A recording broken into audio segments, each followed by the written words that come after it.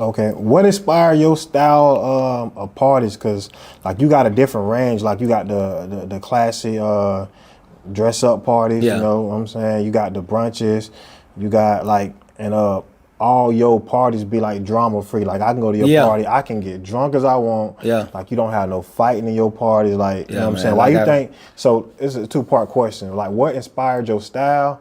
And then why do you think like you can like people kind of respect your parties like to where they ain't coming in like starting nothing? I think what inspired my style is I was always the young cat that had the old soul.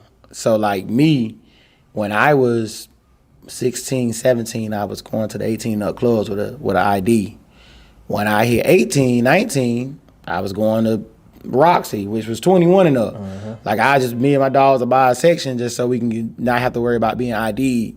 So I like the whole, and I'm also a fashion guy. You know what I'm saying? I love fashion. So I'm one of those ones where I'm like, I always wanted to be in like the more adult, mature feeling crowd. So if I was 21, I wanted to be around the 25 and up. When I was 18, I wanted to be around the 21 and up. I didn't necessarily want to be around the majority of my peers.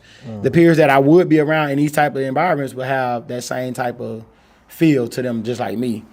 So when it came to me throwing parties, the different things that I saw from my OGs, I'm like, okay, this is more like what I would like to be like. You know what I'm saying? It's kind of like patenting your game after a basketball player. If you got a child coming up, I want to play like LeBron, I want to play like Steph Curry, I want to play like Giannis. So you start kind of taking those little different things that they do, and you just kind of make it yours in your own way. And that's really that when it comes to like the variety, like you were saying, the brunches and all these different things. When we first started partying, it wasn't nothing but night parties. You remember that? Yeah, for sure. You just had to go give a certain style. Like, Yep. okay, this is more of a classy party. Oh, this is a theme party. Oh, this is gonna be more of your shit. We're gonna try this out. This is more of your hood party. But I don't know if you remember, we popped off. I ain't gonna say it was the first day party because it wasn't necessarily the first day party, but we set the tone when we did Saturday matinee over there off limits on Colonia. It was right down the street from Roxy. When we used to have a little party, we used to be out on like the little deck over the water. We had the food, we had the liquor slushies.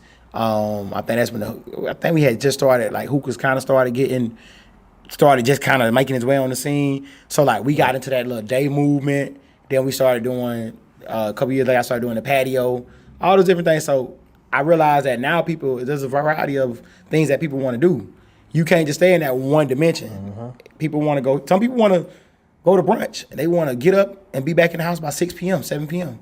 But they still want to do everything that they would do at the night party. So they come to the brunch and they want to get drunk, but they want to be ready for work on Monday at 8 o'clock and don't have to worry about fighting a hangover. Okay, cool. We'll come to brunch.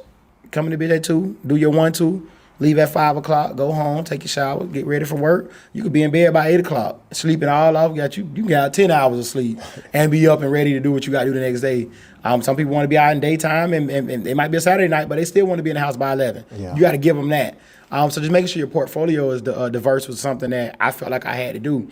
And then when it comes down to the respect level that I get from people just kind of respecting my environment of my parties and not fighting, because I really have any. I can't even think of the last time I had a fight at any of my parties. I just think that, one, we set the atmosphere is set for more of a calmness. It's not set, like, it's like, have fun. Yeah. But don't come here sitting there mugging, trying to be this, that, and the other. So we give that. Like, you have to kind of create that environment for the people. So when they come in, if they feel safe and secure and all that good stuff, then we're gonna do that. And also my security guards, I make sure that I talk with my security guards. Like, I don't just hire a security company to come in that just send me random guys that I never worked with before. Most of my security guards is my same team that I've been working with for a while. So like, I can have that conversation with them like, hey, this is how I need you diffusing the situation or whatever. If some type of verbal altercation is going on, don't rush over. Don't put your hands on nobody. Like, I can kind of coach them up versus if I just put in an order with this big company and say, send me 5 guys.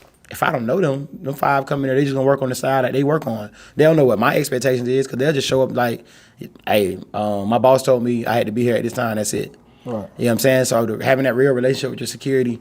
And I think that ultimately,